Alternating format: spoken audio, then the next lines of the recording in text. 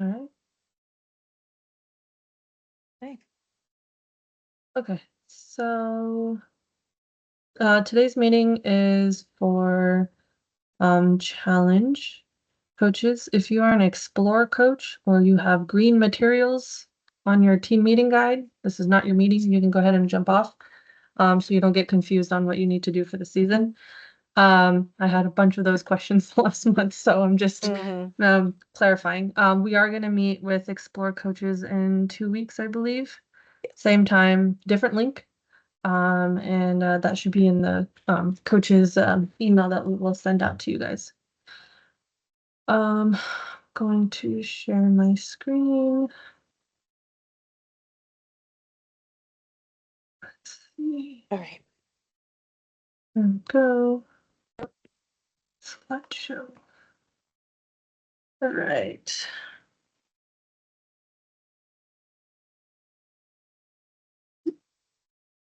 Oh no, it's not on. Okay. Overview today.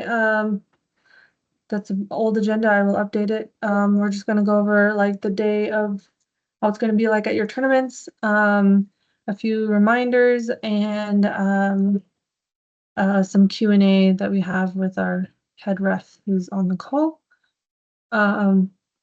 Just a gentle reminder again, Kathy, Paul, and I,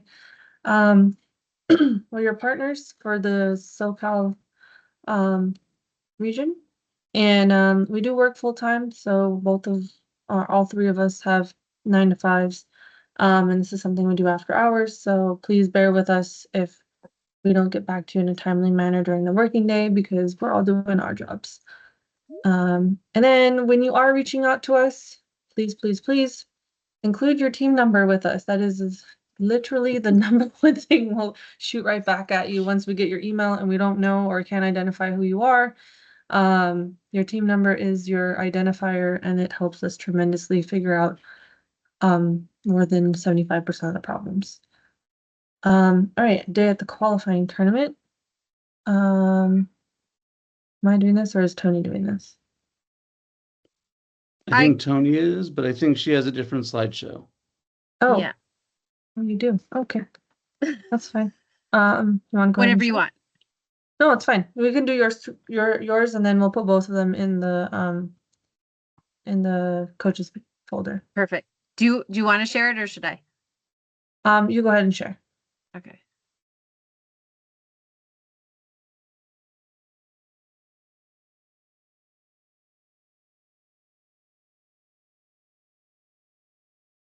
Here we go. We're good? Yep, I see it. So first off, I'm a coach like you, so I'm not speaking for the PDPs. All official answers should come from them. I'm just gonna give you some like tips and tricks about what to do, like to prep your team before, besides the usual like going along with the game manual and all that. And like just things to help you know what to expect and like how to support your kids as you go through maybe your first event. Anyway, sorry. So in the couple weeks before competition, it's practice time.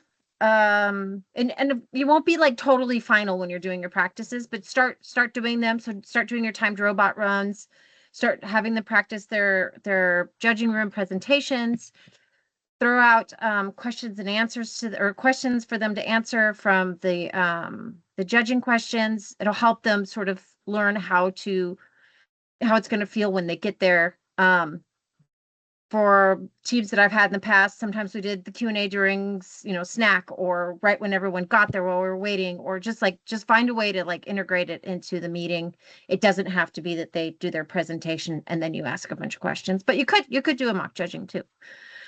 So of course you'll be finalizing all that stuff. As coach, you'll be printing out pictures for them. You won't be making the boards. You won't be building the robot, obviously. So then the next to discuss and practice how they enter the judging room. It sounds like a silly thing to remind you guys to do, but have them carry all this stuff into just over to a table so that they learn how to position it so that the judges can see all their hard work.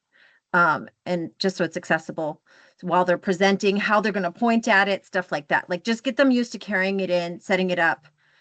And then the same thing with the robot game. Have them practice carrying the robot and any things they need, like the attachments, or if they have a list of missions they're running, anything like that. Have them practice carrying it up to the table, and then like how to handle it with their hands. When they're walking up there, they sort of go on autopilot, and knowing ahead of time what they're going to do is very helpful.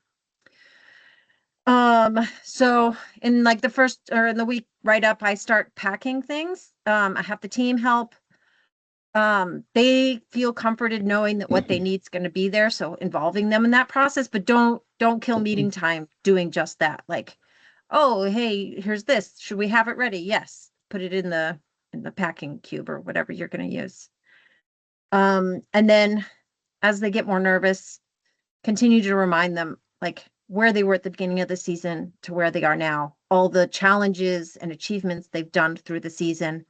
Give them that little confidence boost so they can walk with their head high at competition. And then maybe because you don't have to, obviously everyone's going to get a medal. And so they will have something from their event that they can remember the things from. But I like making a little photo frame for the kids so that they remember their team and just what a great time they had during the season. If they don't progress, it's something that they feel like I just worked for 4 months on this. And they'll remember that more than that they didn't progress. Or if they do progress, like, oh yay, we progressed, and here's a photo memory. One coach I know even went so far as to like take a picture at the event, send a parent to get it printed and bring it back. I don't do that.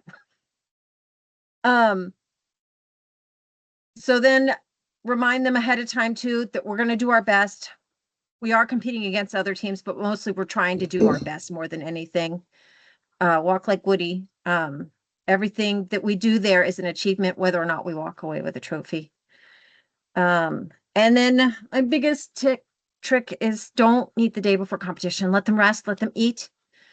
But if it is like your regular meeting day, if your regular meeting day is Friday and you're competing Saturday and you need to have that regular meeting for, whatever reason, try to use it for something that they'll enjoy. Have a, carb loading party or a packing party or something where they're not programming or practicing their presentation, doing research or anything like that. Try to let them get a little rest and get in the right headspace. So the weeks leading up to competition, your parents, they've been very nice driving kids to meetings and hopefully dropping off snacks with their kids. But now's their time to step in and help a little bit more. So any carpools you're going to need for competition, snacks, you got to get a group chat up and running if you don't already have one. But the big thing parents can help with is lunch. Have your parents, hopefully you have wonderful parents that will help you with lunch order, collecting payment or funding or whatever, and picking it up, bringing it to the team, having it there when lunchtime happens. And because they're mostly been, driving and maybe sitting in on a meeting or two, we've also got to remind the parents, that the kids have worked hard. It's not about the awards. We want to enjoy it. We want to learn. We're here to learn. Our kids want to learn about robots. They want to learn about presenting. They're going to come away with skills, and that's what should be important. Remind the parents your kids are going to be busy all day. Hopefully they can stay too, but if they can't, that's okay. So give them the schedule as soon as you can. Remind them to have their kids rest, and they're all going to want to know, what do my kids need to do? They need to be clean. They need to smell nice. I need a team shirt on, closed-toed shoes. And then I always recommend a sweater that zips in case it's cold. But then if their team has a team shirt, we can still see their shirt. We want to be able to identify your team. So a zip, I really recommend a zip or a button sweater, flannel, anything like that. And then if your parents could bring a chair, it's always nice for them to have some place to sit when maybe judging's going on or something. Prepping yourself as a coach. I'm a big fan of a clipboard. You can use a phone the same way. But on the back of my clipboard, tape your team schedule for the day. On the front, have any kind of piece of paper you might need. So, rubric, scoring sheet, bring your roster. You won't be let into the event without your roster. A couple of extra schedules in case somebody's asking.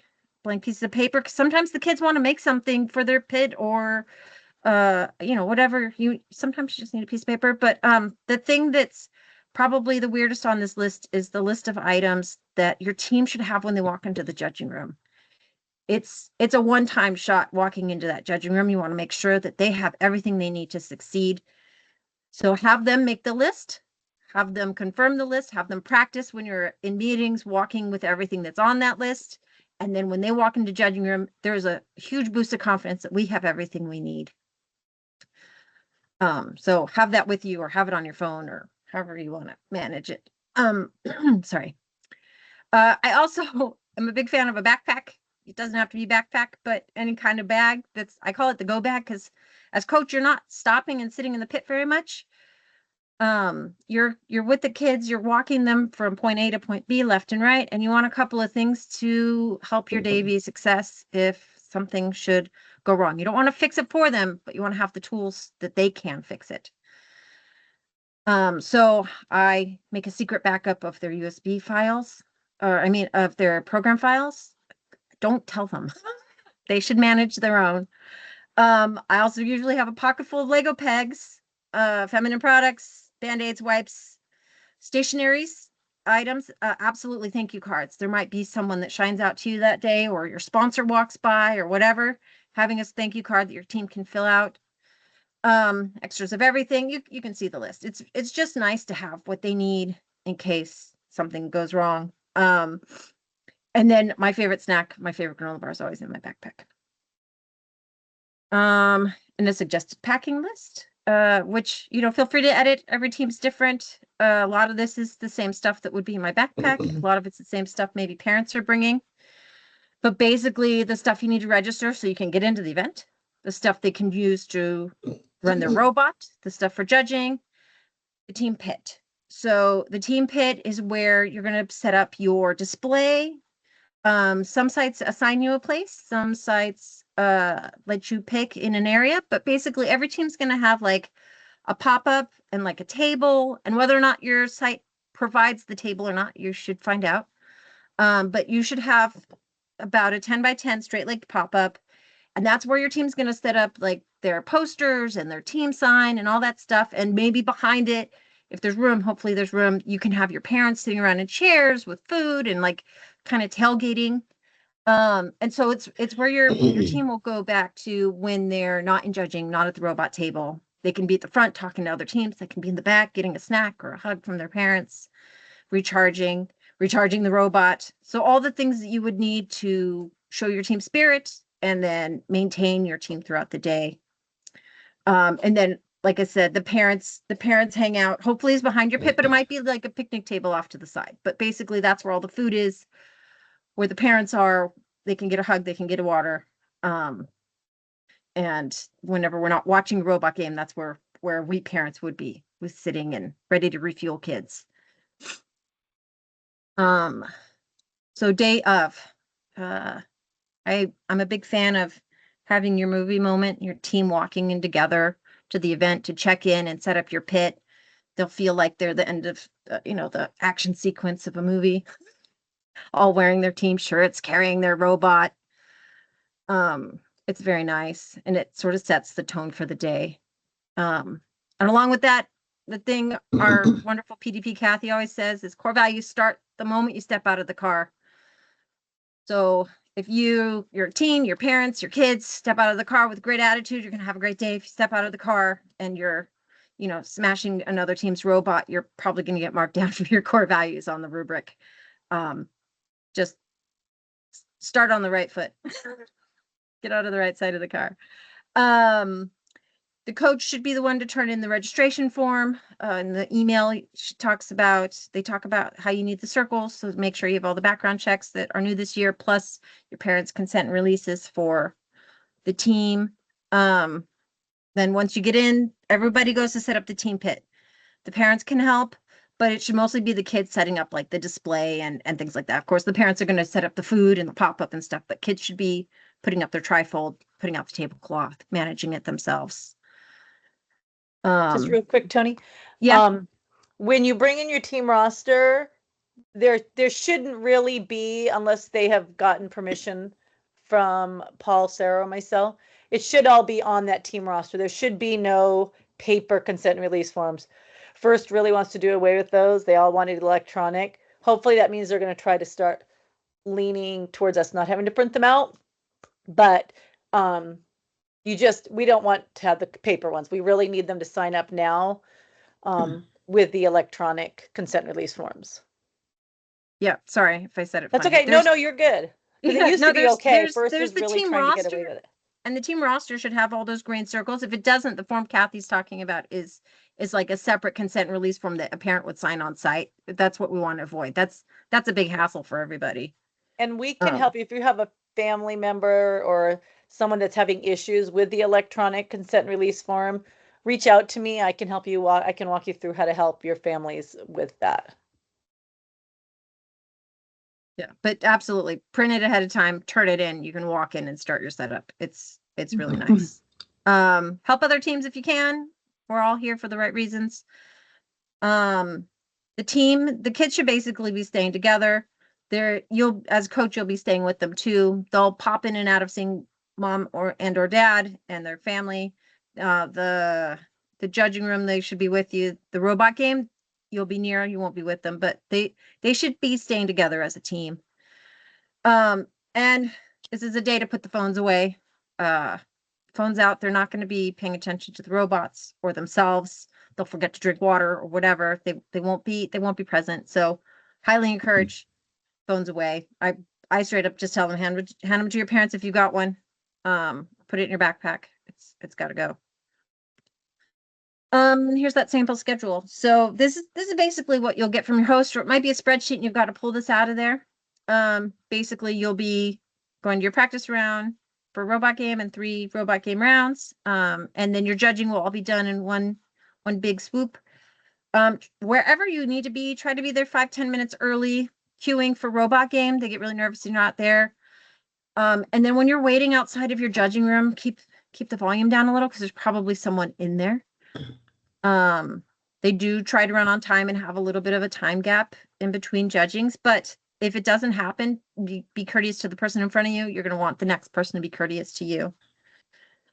And then a tip from coach to coach, when you get this schedule, add in the stuff you want your parents and kids all to know ahead of time. Hey, we're meeting in the parking lot at 7:45 and we're going to, like this schedule, we would have lunch after round 3. And like, I would just put stuff in there, like pack up the pit, whatever it is that you want to communicate with your team ahead of time. Especially if it's a problem item or just something people like communicated. I would throw it in there before sending it to the team. All right, day of judging room. You've got to be in there, at least one of you. If you have a second coach that wants to go in with you or mentor that wants to go in with you, absolutely yes, but no more than 2. You've got to sit out of the kids' line of sight. So the kids are probably facing judges. You sit behind the kids. It'll be obvious. There'll be a chair sitting there for you and you'll know which one it is. Again, that list of things they need to enter the room, have the team carry the things. You're there as an observer, to protect the judges, to protect yourselves, to protect the kids. It's just good, open communication. But have the kids carry this stuff, especially the shy ones. If it's something they're not, and this is coach to coach, if it's something that the team's not setting down, like a big diorama or something, if it's like the robot or particularly interesting thing, a notebook, give it to your quiet kid because they're gonna feel a little braver with something in their hands to show a judge. And then absolutely no videos or photos in the judging room. If you want a video of their presentation, have them practice for the parents at the pit. Record it then. They'll probably be more cheerful. The light will be better. You'll probably outside for that then. Absolutely. You can do it, just not in the judging room. So again, no coach intervention. This year's a little different. We're not using the hub for previous coaches. We're using a different platform and we'll email coach number 1 rubrics after the event. I don't know the timeline on that. Maybe a week? Yes, a week at the most. No, not even a week. No, okay. Kathy's shaking her head. Probably not even a week. So hopefully you get it right away. Judging timeline is the same as last year. So the judges will be trying to stay on this pace. If your kids run over a little bit, they don't get, like, if their robot design explanation goes long, they don't get extra minutes on the overall time. What it does is it's going to take away from the Q&A portion. So you want to time during your meetings and make sure that your team's staying online. And remember, like, if you're running at 5.5 minutes during meetings, they're probably going to be dead on at competition because they always talk faster at competition. So just practice a few times. You don't want to eat your Q&A time because that's where the judges are going to get that extra boost of information that they maybe didn't catch from the presentation. Yes, and link to rubrics. And then something that is new is on the resource page, there is a coach mentor nomination form. Judges won't be accepting that. The judges are just going to ask your kids some questions, and they're going to fill out the form from that. We want it to be off the cuff. Don't practice that with them. They know how they feel about you. And if they're still showing up to meetings, it's probably a good thing. All right. Day of at the robot table. There's going to be a spectating area and a robot game area. Coach and parents, and this is where you encourage parents to come watch. This is what the parents can come watch. Parents can't be outside the judging room. They can watch the robot game. They should watch the robot game. They should yell as loud as they want at the robot game. And then only the team should be entering the game arena. There's a limited amount of time for your team to set up. Be aware. This is why we practice it. I think that's pretty standard. It's like 2 or 3 minutes, but your host will tell you depending on that day's schedule. You'll have 1 practice round, 3 game rounds. The highest score is used for official rankings. Rankings will be posted. The ref at the end of your match will be reviewing the score with your team before they leave. So they should be paying attention. The ref's going to go through 1 item at a time, and your kids should pay attention. And if they agree or disagree for whatever reason, if they think it was activated and it wasn't, or vice versa, they should feel free to talk to the ref at that time. That's their chance. And they shouldn't be scared. Teach them to advocate. It's a good skill to have. And we don't want coaches or parents running up to referees. They have enough to do. Have your kids learn to check and to advocate if they need to. And sometimes it's even like, I got these points, but I don't think we earned them. It's okay to do that too. Honesty, well, we like it. At the bottom of the scoring, the refs are going to have like a core values portion, and it's default set to like a middle score. So if you get that middle score, it's okay. If you got high or low, you should take note and try to think about what was happening at the game table to make that happen. Either way, if it was high or low, because they're going to toggle it one way or the other if there's something that happened. And Quentin, if you want to hop in and correct me on anything, please feel free. Nope, saying everything right. Okay. All right, your parents, their job is support team. They need to feed their humans, their tiny humans. They need to hug their tiny humans. They're basically tailgating, except for robot game. They should go watch. They should not go in the judging room. I don't even think maybe they should be outside of it. Like, it's nice when they come out and there's like a spirit tunnel. That's fun, but sometimes the judging rooms are nearby and that's disruptive. So like, give it a gauge and you know what to do. And you should know that core values counts for the parents too. Like, anyone that's there representing the team, their core values matter. And then we always have those very nice, curious parents that show up the day of competition and they have no idea what's going on. And that's okay because you're their coach. But when they want to talk to you and you need to be walking over to the robot game table, it's really nice to have some printouts or links handy to hand to them and say, this is what's going on. Have a look at this and then let me know if you have any questions. It's easier than spending a few minutes with them and then being late to the event.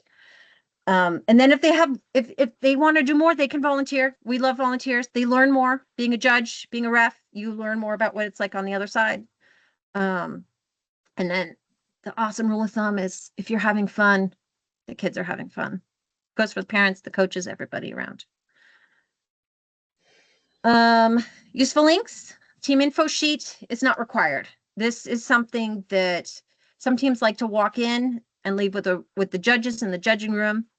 It's basically here's our logo, here's our team photo, here's our project idea, this is our robot, just like a 1-page little info sheet. It's very nice. The resources page for FIRST are the same ones that your refs and judges use. Please have a look at them. You'll know exactly what judges and refs are looking at. On there, they have judge questions, which is particularly hard to click through to get to, so I put a link there. And then the robot score sheet, I couldn't find a printable one, so we have the Event Hub one. I encourage you to try this at home, see how you guys are doing, practice with the timer and the score sheet, have them score it. They'll learn stuff. It's very nice. And the most important thing are core values. Have your kids bring them, have your team bring them, have your parents bring them, you bring them. We want to have a good time. We're robot people and we belong with each other. We want to have fun together. Oh, and I forgot to say, last thing.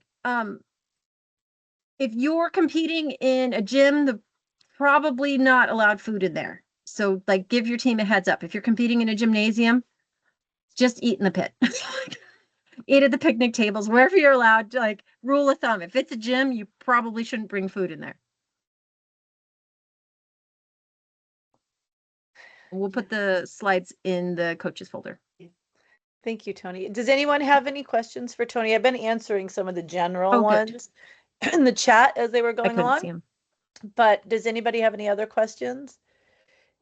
If the event is in the gym, do we need a canopy for indoors? No, you don't, but it's nice to have it outside, especially we do live in a beautiful place other than today. We got some real weather. But usually it's sunny and beautiful outside in November. So it's nice to have a place outside where your kids know to go meet, to eat, to have a snack, and then go back to their pit area. So yeah, you don't need a canopy indoors.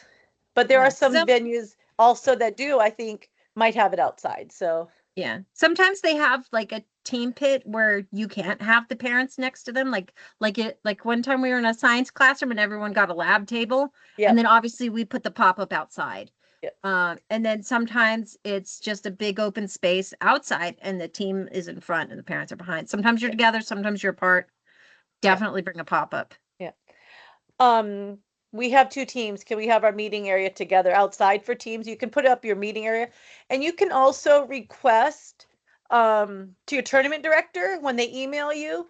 You can say, hey, we have 2 teams. We'd like to make sure that our tables, our pit area is together. And most of the time they'll honor that. So yeah, for sure. You definitely let your tournament director know when they email you. At the team pit, should we have a different display as we have planned for only innovation project poster? No, I maybe a team sign so that you identify yourselves, so that if people are walking around, they want to know who you are. If the judge is walking around, core values people, whatever. Yeah. Sometimes they do walk around. So I would have a team banner at least. Yeah. It's not required.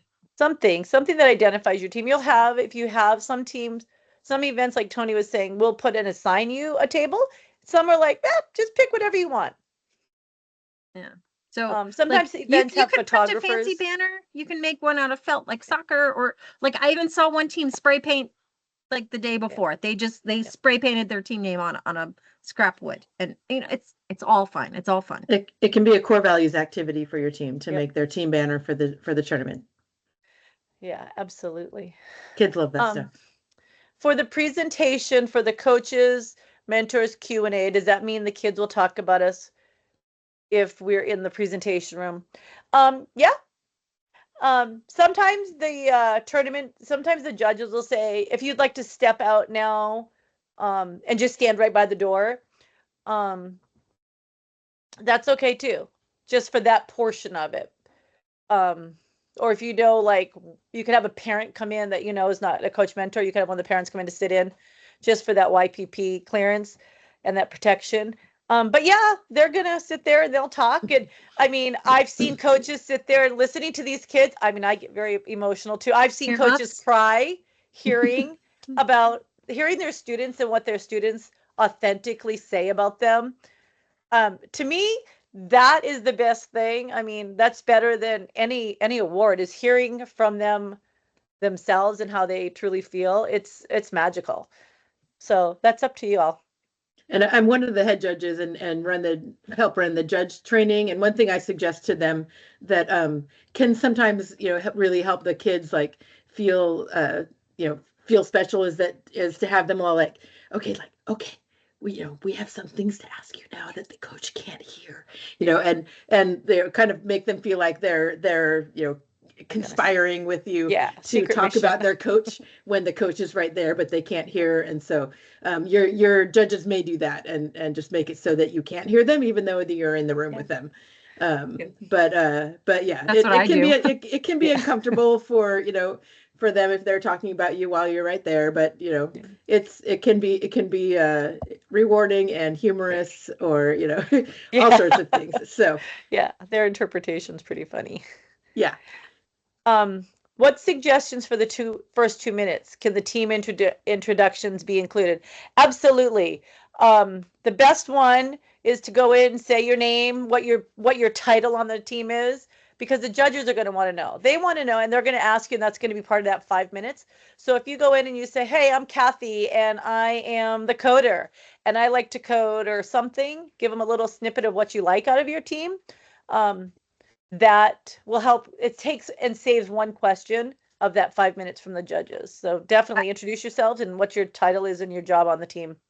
And part of each of the rubrics is about sort of their enthusiasm and how they are able to communicate with the judges. And if they have a team cheer or a song or a dance or any kind of thing, and they want to come in, that's a perfect way that they can be doing that as they set up their posters or whatever that they have. And to have them introduce themselves, that's a great thing that not all teams do. So yeah. And make sure the students are practicing setting up themselves, because that shows that they are actually doing the work. And we know that first is about the kids doing the work. Unfortunately, we all have graduated from middle school and elementary school, and we now get to just coach them and guide them.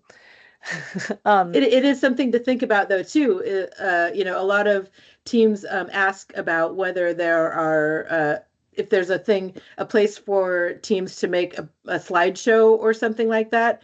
And just know that not all rooms will have even power for things like that. And so or Wi-Fi. You need to bring everything with you. Yeah, or Wi-Fi. You need to bring everything with you that's needed for the presentation, and the kids really should be able to set it all up themselves. And so if you have a big screen or a projector and things like that, that might be too much. And maybe just having a laptop that the judges can watch would be the way to go there. Right. I can take the next one. About the We're coding? new team. Yep. Yeah, we're new team. And actually I skipped that part of my slide, which is why I want to grab it. Please hold. All right. While you're going on that, This one. So on the stuff to bring for robot supplies, your event host is not going to provide the loose game elements that are on the practice tables. So yes, your team should go to the practice tables between rounds, and they should bring their own game elements. That the wasn't the question. They're asking if they update code between rounds. Yeah. There should be practice tables at your site, and part of going to the practice table is bringing loose game elements. So anything that's not dual locked down to the table, you should bring with you. Bring your robot, bring your laptop. If they want to update code, be careful. But yes, they can between rounds. Yes, back up their last version before they change anything, so that they can just use that if need be. But yes, almost always the teams are still wanting to tweak things even when they're there. But just make sure you have a copy of their last known good programs, just in case. And make sure that the students are doing this. You can guide them, Yes. But there's a difference between guiding and doing, and make sure you remember that. Doing is you doing the work for them, and that doesn't look good. Guiding them is helping them along the process of adjusting it.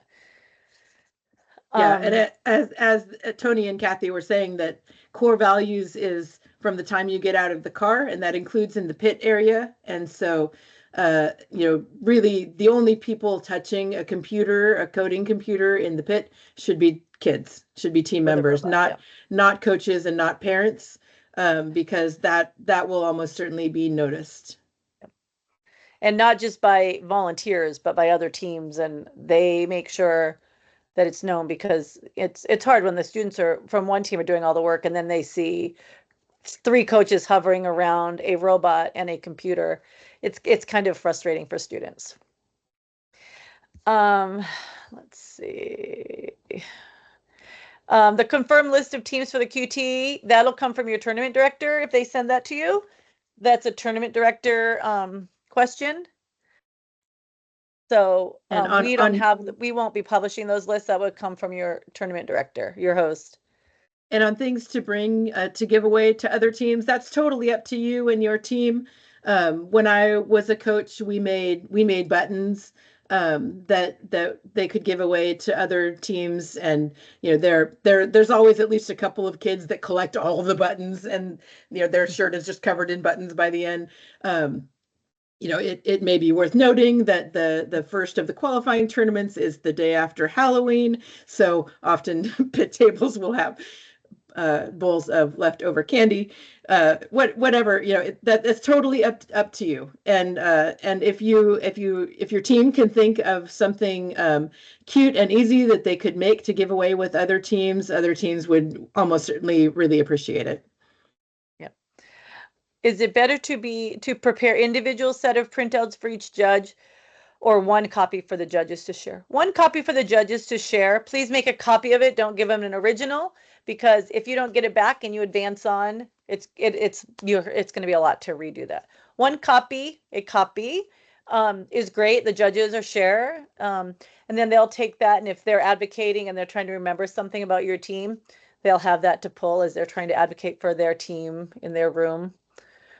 So yeah, just one copy is more than enough. Thank you. Will judges have access to devices or smartphone that allow them to scan a QR code and view a team created website or link? Yes, generally, yes. Yeah. I would say that yeah, if there's something like that, at least one of the judges will do it, so that the rest, so that all the judges can see. And you can also put a QR code on a piece of paper. That way they're not having to stop during their 5-minute Q&A. If you give them a QR code that they can look at, that might help save some time during your Q&A. Because 5 minutes sounds like a lot, but as you're going through, and those judges want a lot of questions. If every child is answering, if you have 10 students and they're all answering one question, you're not going to get many questions answered.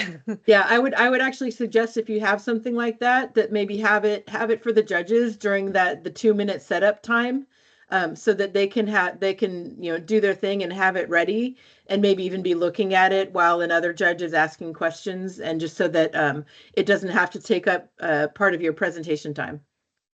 If you let them know that they can scan that, and that's something that you'll be talking about, that they can refer to. Are unearthed pits and mats, unearthed mats and tables, allowed in the pit? That depends on the venue and the venue space. If not, there's outdoors that you can always set up outdoors with it if it's not allowed in your pit area. When should we expect to hear from the tournament directors? Within the next week or so. They'll get in touch with you a couple weeks before, so you should be hearing from them within the next week. Tony answered that one. Thank you. We did not receive confirmation email on our team's registration. Whom do we reach out to? Paul? Send me an email with your team number, and I will see why you did not receive that. I'm finding that our system that we're using this year is very picky about those emails. I even found one that was case sensitive, and they put a capital in there, and it wasn't able to read it. So I apologize. Working on a fix for that. Yeah.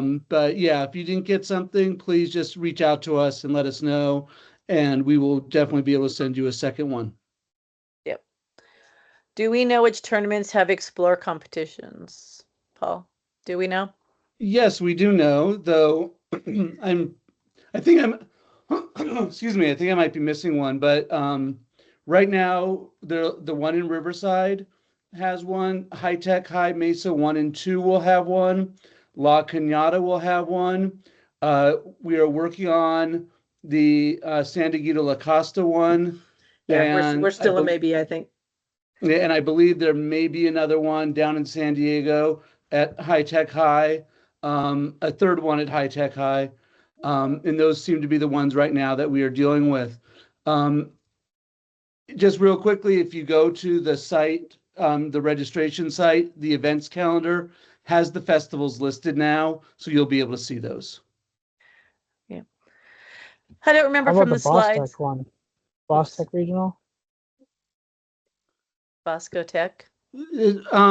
I can't remember if Yeah, Bosco Bosco Tech. Tech. I can't remember if Bosco Tech was going to have one or not. I need to look at that. Because we have, I don't have my yeah, notes 'cause in we have a front of me. team in Challenge and Explore, so if we advance, then we need to go to the same event as same coaches. Right. Yeah, so if that happens and the Explore event is not at the regional that you're supposed to advance to, we'll work with you on trying to get you at this, because we understand that there's multiple coaches for different of the team levels. Always send us an email and we can do that on a case by case basis.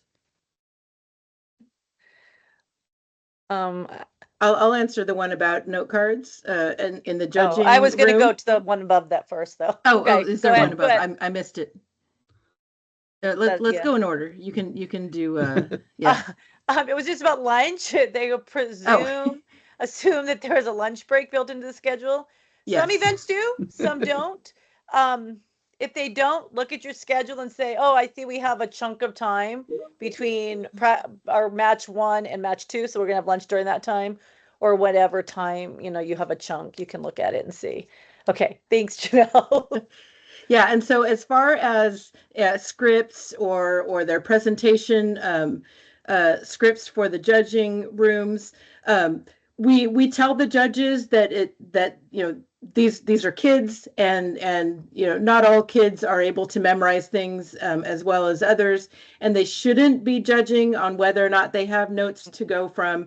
But the reality is that sometimes that can affect things. My pro tip from when I was a coach is that we would have each of the kids would have a poster to hold up that had either like a chart or a photo or whatever we wanted the judges to see, and on the back we had their script, and so they could hold up their thing and look at it if they needed to. That was sort of our way of getting around. But That's but yeah, also a it's really good place to put positive notes. yeah. Good Yeah. luck. You've got this. Congratulations. You got Yeah, this. you're awesome. Yeah. Yeah. But Yeah, I mean, so- anytime any of us do presentations as adults, presidents, Right. you go to a Yeah. conference, they've got teleprompters, they've got notes. It's okay. Like, these are young Exactly. kids. A lot of them, this is their first or second time. They get nervous. They don't know these people. It's okay to have notes.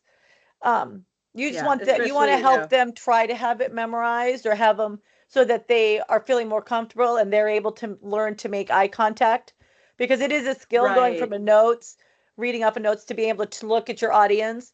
But it's okay. Definitely to have them practice in front of all the parents at home before the tournament. That's we found that Teachers, was exactly other students. and it's actually great outreach. If they can each present to their to their classroom, that looks great too. It's part of the sharing that they're able to do about whether it's their project or what their team is doing. Part of the great thing about FLL is them learning that kind of public speaking and talking to adults they don't know and answering questions. And the more practice they get with that, the more that they'll realize that, I built this, I coded it, we developed this, and they're able to talk about it. And that kind of confidence, it really makes them realize that they don't have to be, maybe so nervous the next time they do it. Martin, you put, sorry, what will these schools have? And I'm not sure what you mean about the schools having, if you want to speak up, because I'm not sure what you mean by that. It was for the Explore festivals that the schools will have. Oh, because it was just, okay, perfect. Yeah. All right. My team will be arriving by school bus and would like to plan for the return trip. Could you please provide an estimated time and time for the tournament so I can coordinate the field trip schedule and arrange the bus pickup accordingly? Again, I'm gonna say that the tournament, it's kind of by the tournament host and how their schedules are and how they go, and how many tables they're running. So I don't want to say one time and then you get an email from the tournament host and them saying later. But like Yeah, I said, you that should be in reaching your out with them. email that comes from your tournament director of what time the award ceremony is and what time it'll be done. Yeah.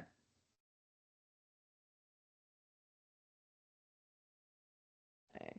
Do kids get medal at the end if they don't advance? Every child, everyone that participates at an event will get a medal. Every student on the team, not siblings, not junior team members, not team supports. Every student that's there on the team gets a medal up to 10. So if you have a team of 23, you're only getting 10 medals. And I say that 23 because I was on Share and Learn today on my lunch break, and I saw a team saying that they had 23 students and the other 13 are mascots and answer questions in the pits, which again, just make a second team or a third team because it's hard that they're And just putting know in the that your work. pit is probably an 8-foot table. That's the extent At the of your most. pit. Yeah. But yes, and they're usually, I mean, most of them do them. Some give them out in the morning, some give them out during award ceremony. So it's it is hard to say. You're planning a recognition ceremony for the kids later on in the week at school. Oh, that's so nice.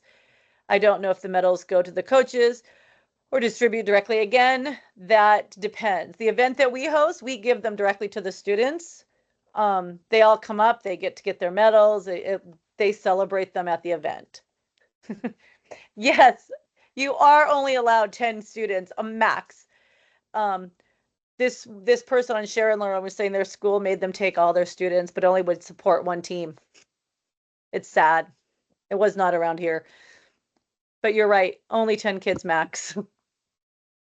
Can you imagine having 23 kids on one table?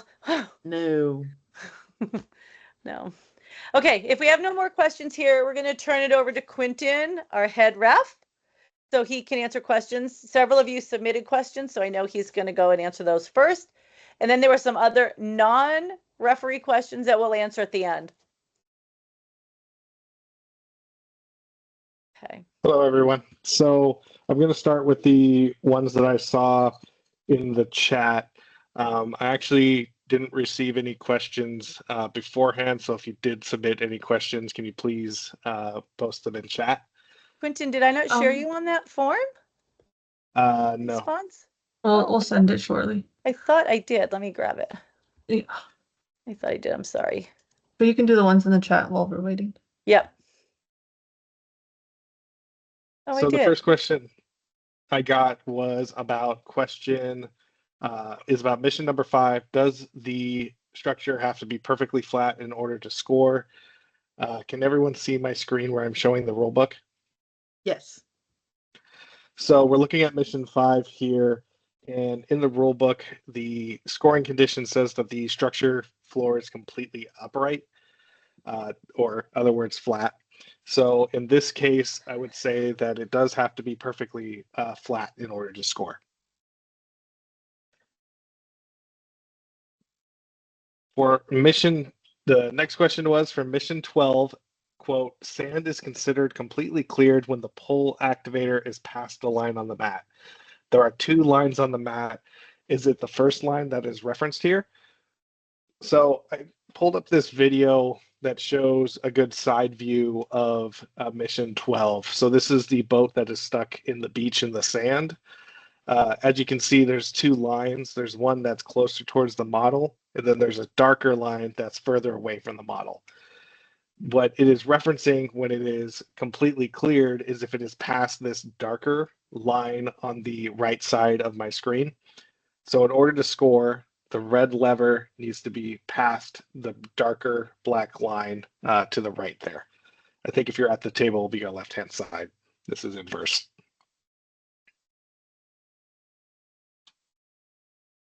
All right, next question is for mission 7, can the robot move off the mat to the side and grab the item? So mission 7 is the millstone, which is located in kind of the top right area of the mat. And the answer is yes, you can move off to the side of the mat to grab the item. Let's see if I can find a good view case here. So if you notice here on the side here, what this question is asking is, can the robot drive in this kind of black empty space off to the side in order to grab it? This is called the home area, and you are allowed to drive in this area during a match. The only clarification comment I'll make is make sure you will still have to launch from the launch area, which is the little quarter circle that's down here lower in the mat. So you can't put your robot here and launch from here. You still have to launch on the bottom in the launch area, but you can drive up into the black area to grab the millstone. Quentin, can I add one more thing to that? Yeah, of course. Also make sure that even though if you grab it, that your robot is back completely in home with the millstone before you touch it. If any part of the robot is hanging over on the mat, in that area, you'll lose a precision token and possibly the millstone. So just be careful and make sure it is completely backed up. There's a follow-up question, so I'm gonna continue with that line. It says, what about driving back onto the field map after picking up the millstone? You are allowed to drive back onto the field map after you pick it up. However, just be careful, as there is another mission module near the millstone that you might run into. All right, the next question I see is for mission 6, Forge. Can ore block be pushed into the home area? So mission 6 is right next to the millstone with these little ore blocks. I'm going to, if someone wants to make a clarification on what they're asking there, that'd be appreciated, but I'm assuming the question is, if I release the ore blocks and they don't go into home, can the robot push them into home? The answer is yes. Once you release the ore blocks and they're on the field, the robot can collect them, move them with the robot to get them into home. If I didn't answer the question, feel free to type into chat or come off mute to further explain. Yeah, the ore blocks should be, can that be pushed to the home area, or should they be collected and brought back to the starting point? That's what the kid's question is. So so let's say you activate it and the ore blocks roll into the home area, can they grab them? Yeah. Yes, they can grab them and put them back into the launch area. One more clarification. Sorry, if to get it back to the launch area, can they push it to the home area and come through that way, or do they need to come through the mat? Yes, so they can, so let's say the ore blocks release and they're sitting on the field mat.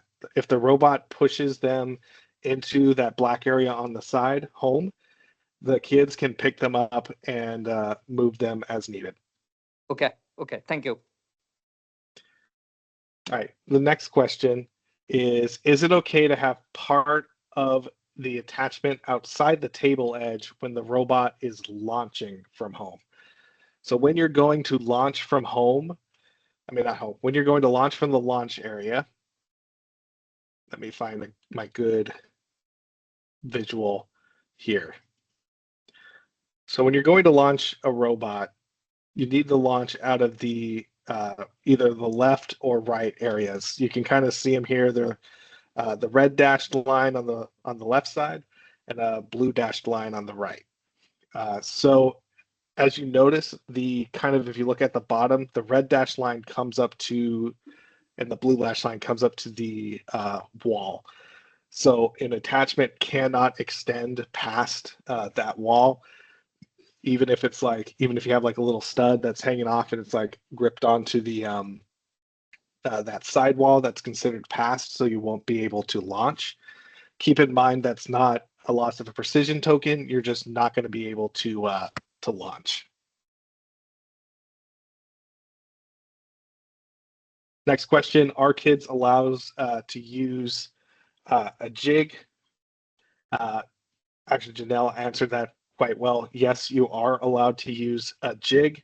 However, the jig is not allowed to travel with the robot after. Yeah, I added that as an addendum that the team member can't hold it down, and so it shouldn't, the robot shouldn't drag the jig along when it leaves the jig. Yes, exactly. All right, let's see. The next question is for mission 3, which is next to mission 5. There are 2 positions on the mat. To place it doesn't mean that both positions are possible in competition. So if we go up to mission number 3, next to mission number 5. Okay. I assume you're referring to kind of this the base on the other side. So some models do have like a little bit of tolerance in order to account for the fact that this thing is reaching over the table. So it does mean that there is going to be a little bit of difference in between tables where this kind of support structure might be placed. It's usually denoted by little arrows. So your team will need to account for the fact that this may not be exactly in the same place every time. Next question: do you get points for bringing the ore blocks back to home? Also, are both black sides considered home? So for the ore blocks, for mission number 6, the only scoring condition for the mission module itself is ore blocks are not touching the forge. You do not need to bring them back to home in order to score for this particular mission module. However, there is a way to score additional points in another mission near the end here, mission 14, where you deliver artifacts to the forum. There is one of the ores has a fossilized artifact in it. You can kind of see how it's opened up here. If you deliver this one to the circle in the center of the table, you get 5 points. So for bringing the ore blocks back home, you don't necessarily receive points for doing so. However, it might make mission 14 a little bit easier such that you can put that ore block on your robot in order to deliver it. The second part of the question. Go ahead. They would bring it back to home and open it to see if that was that one and then put that one back out? Yes. Gotcha. And for your question about home, pulling up the handy dandy thing I used previously, you can see home is defined as the yellow dashed lines. It is, yes, it is both sides, both left and right, denoted by the B and the D is kind of how we refer to as. You can see there's like a B shape over on the left side and a D shape over on the right side. That both of these areas are home. Your teams are allowed to manipulate things that are in here. They can store attachments while the robot is running in this area as well.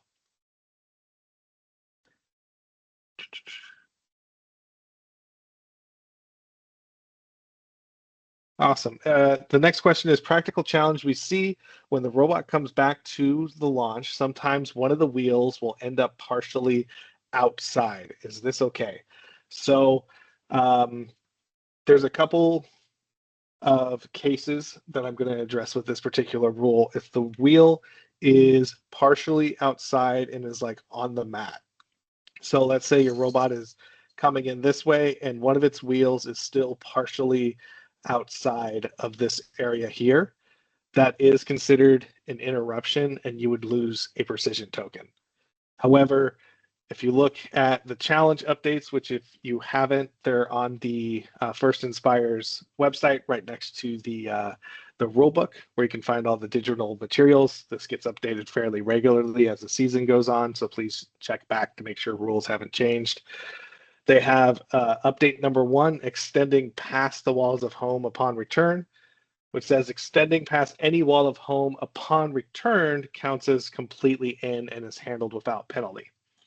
So what they're referring to here is if your robot is coming into the launcher home area and it has an attachment that maybe it just kind of hangs off the edge, like over here or over on the side, that won't count as a interrupt. That won't count as a loss of a precision token. You're allowed to pick it up.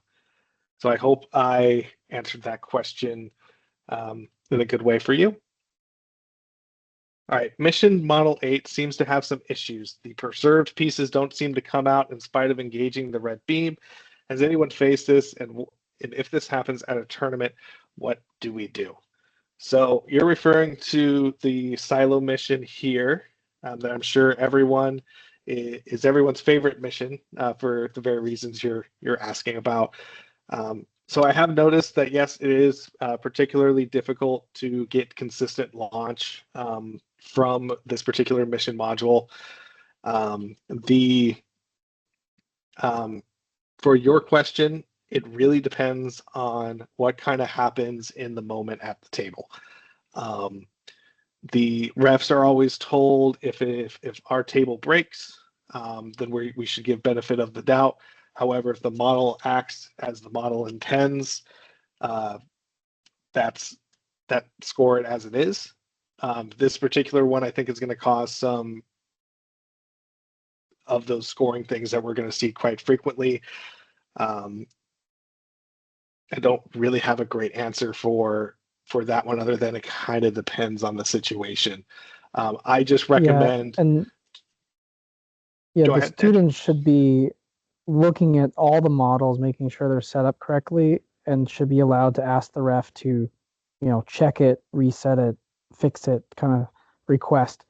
This one specifically, that red handle, if the brick isn't all the way pushed in, it comes off on the first hit. So that's something in the table resetter, we should be pushing that red handle back into the studs so that it's attached well. So that's something that the students can ask the ref to say, hey, can you please, make sure that handle's pushed in. Yeah. Yes. And the students have every right to inspect the table during that first 2 minutes of setup. I would assign a specific student to check to make sure all the models are correctly done, because it is also their responsibility to make sure that the table is set correctly. And it's okay for them to say to the ref or a table resetter, hey, this is not set correctly. Can you double check it? There's nothing wrong with that. It's not going to take away core values. I mean, obviously, if they're rude about it, that might, but there's not going to take away any core values by them inspecting the table and making sure it's set right. So I would, if you have, 4 students at the table, I would have one of them, as the other ones are setting up, have one inspect all the models as a job when they get to the table. Yes, agree all around. You couldn't see me. I was shaking my head, but yes, always have your kids looking at the models.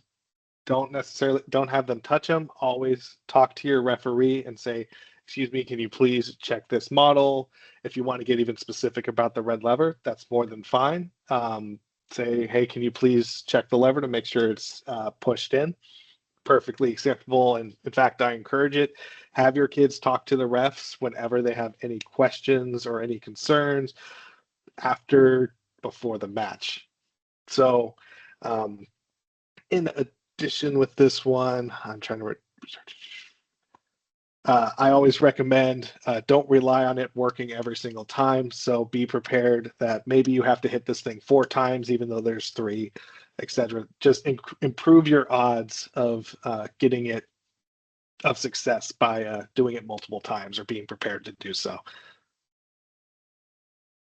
For the next question, mission number 14, for the forum mission, do we need to have both parts, top and bottom, of the special artifact ore in order to get the points for that artifact? So that is delivering the ore that we were talking about previously with the little fossilized part in it. You do not need to have both top and bottom as long as you just have the part with the fossilized stuff in it. So that'd be what I think you're referring to as the bottom. But yes, it's that bottom part with the fossilized artifact that would score.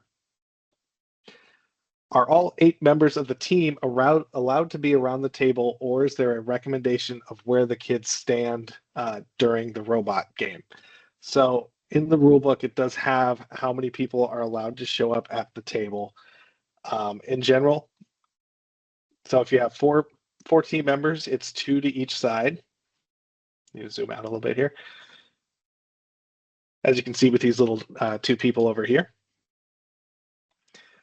Team members must divide into 2 groups and position 1 group on each side of the field, left and right. These team members cannot switch sides during the match.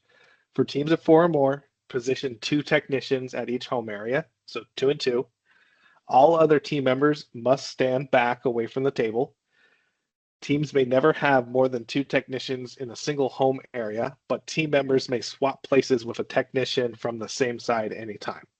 So if you have 8 team members and you put them, let's say you can put 4 on one side, 4 on the other, as long as there's only 2 on each side actively at the table, someone on the side can swap in and out.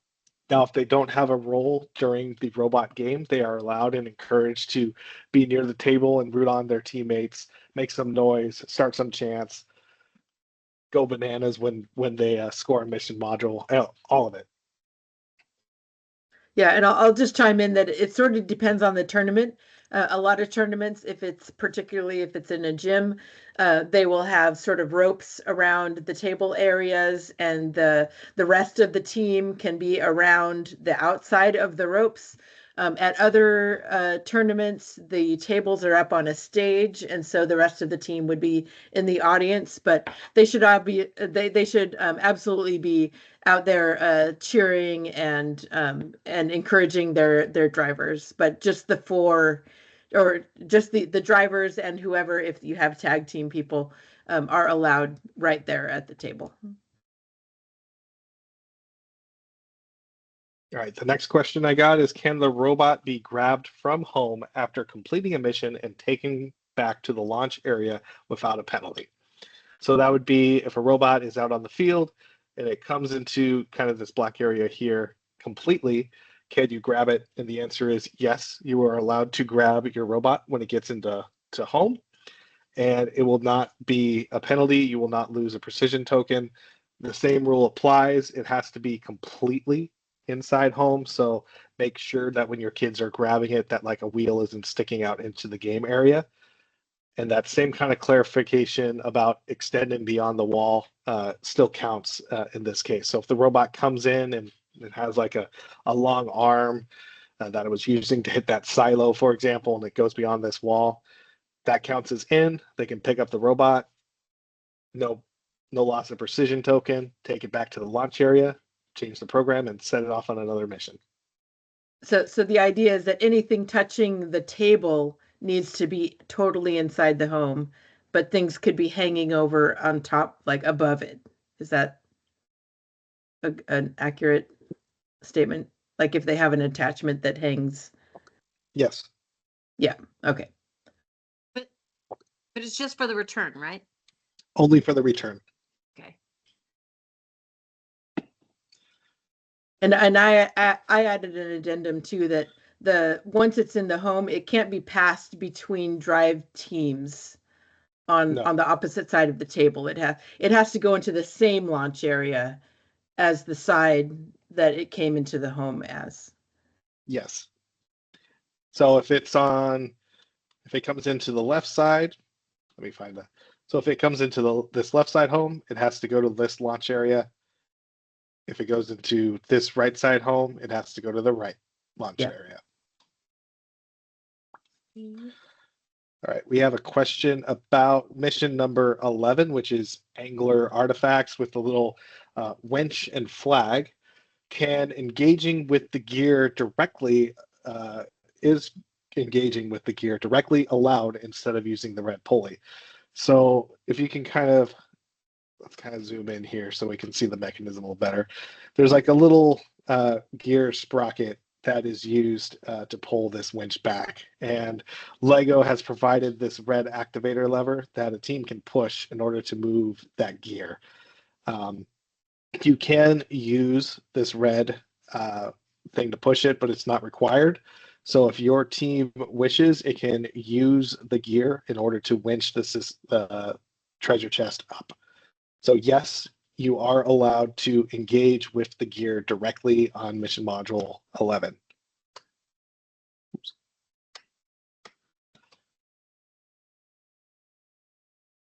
When the students get to the table, are they allowed to wipe the table? Always talk to your referees prior to any sort of action you are going to take involving the table. Most referees are willing to accommodate the request. The refs will probably wipe it themselves, but always have your students ask the referee prior to touching any sort of the mat. That might also be a question you could ask at the coaches meeting before the tournament, at the beginning of the tournament also.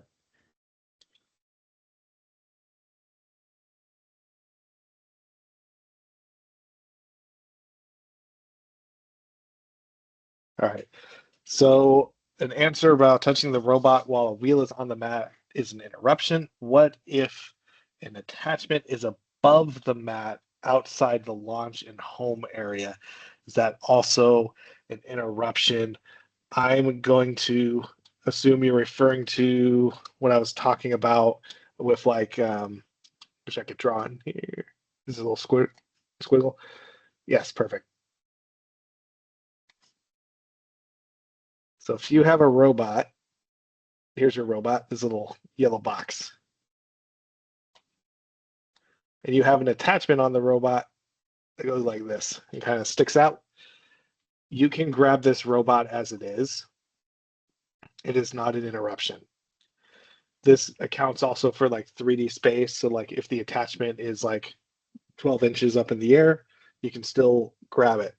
Now, if you have And if it's hanging over the mat side? Exactly. So if you have an attachment that's hanging over on this side, since it's over here on over the mat, it would be an interruption as well. Even if it's not touching the mat, if it's over kind of the air box of the mat, it would be an interruption.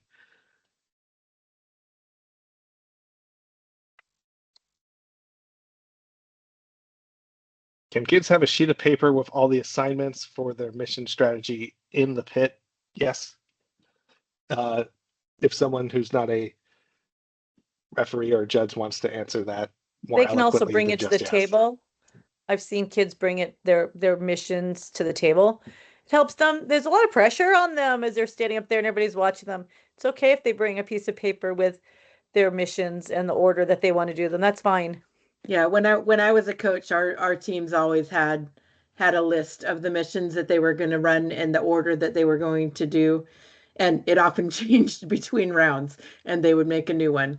Yeah, that's good.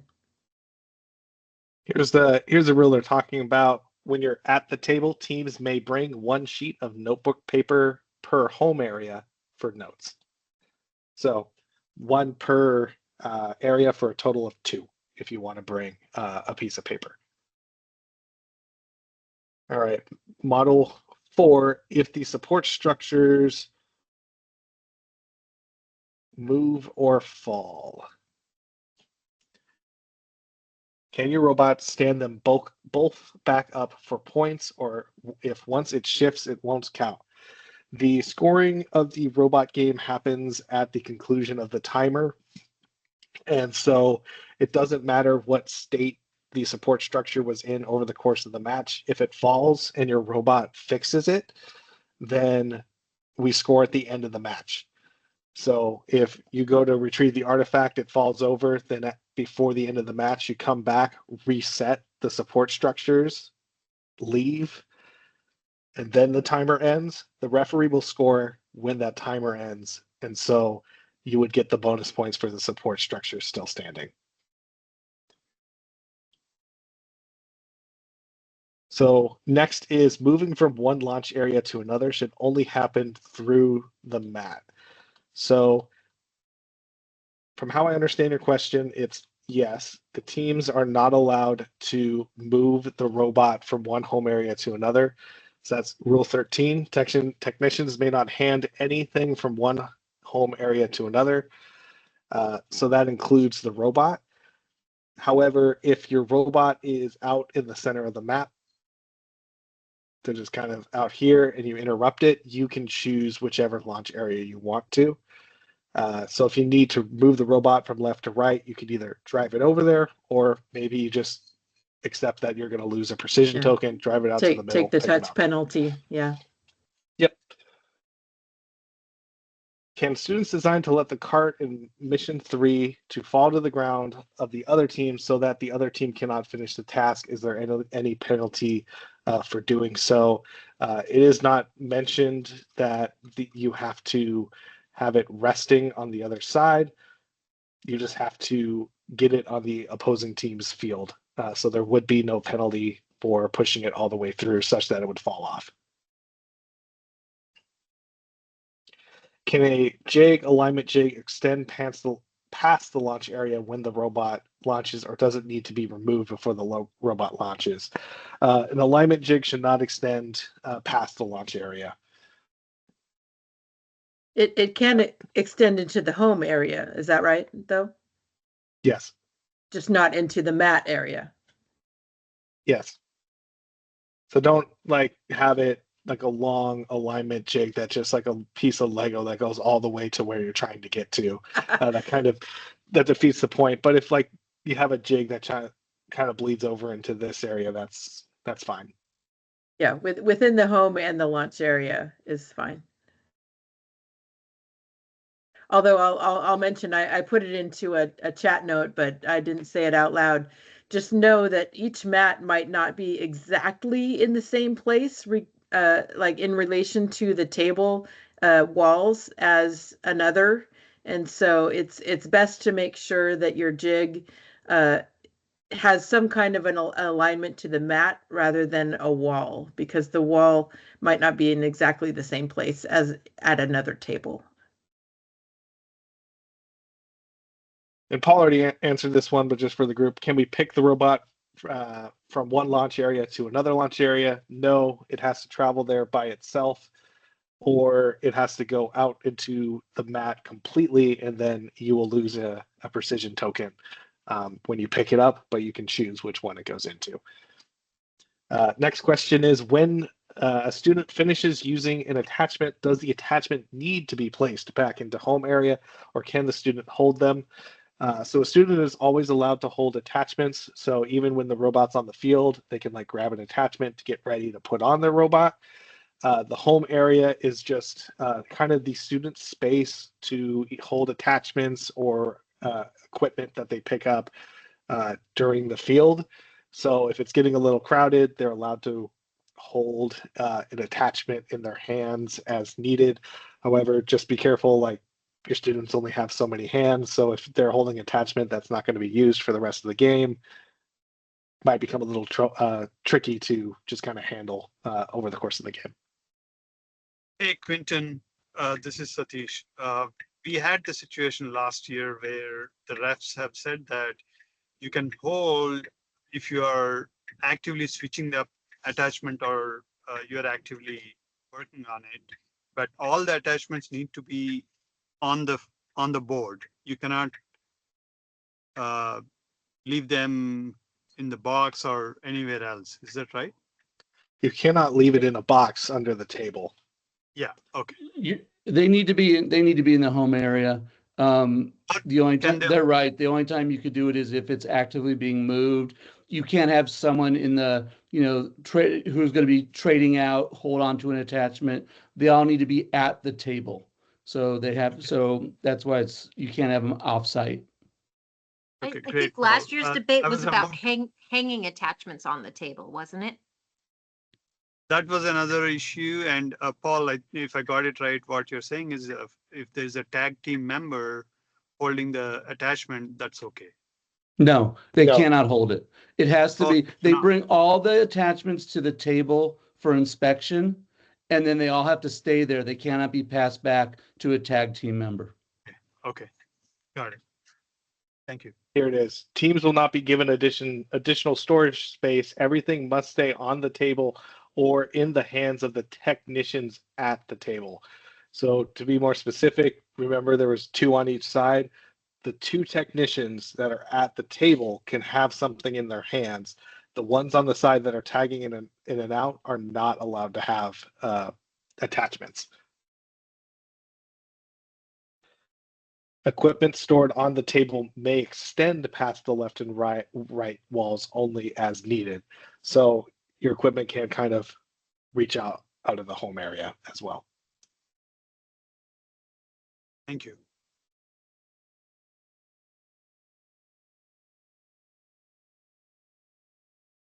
Hey, Quentin, do you want to mention about the inspection time though?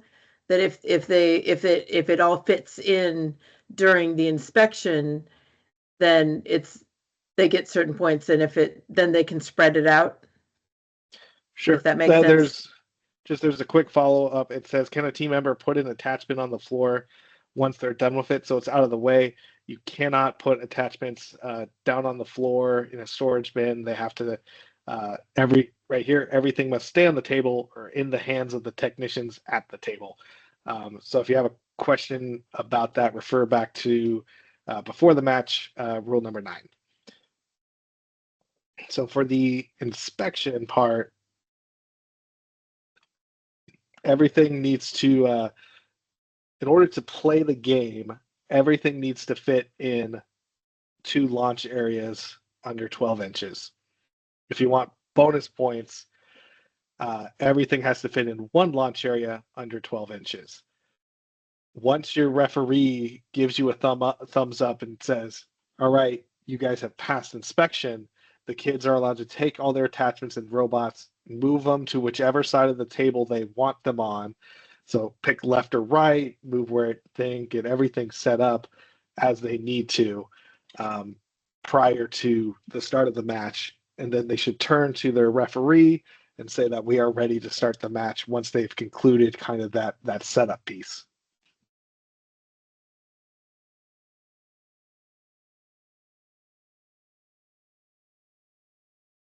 And I think Okay. I've gone through all the chat questions.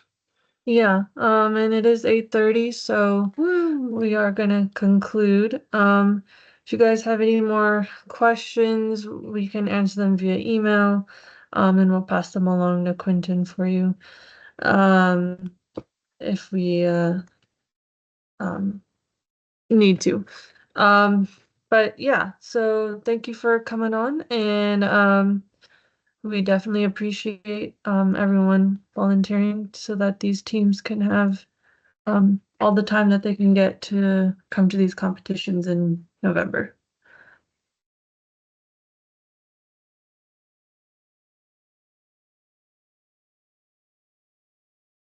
And we appreciate you all for volunteering your time as coaches for these kids, because it's really an amazing program for them and they get a lot out of it.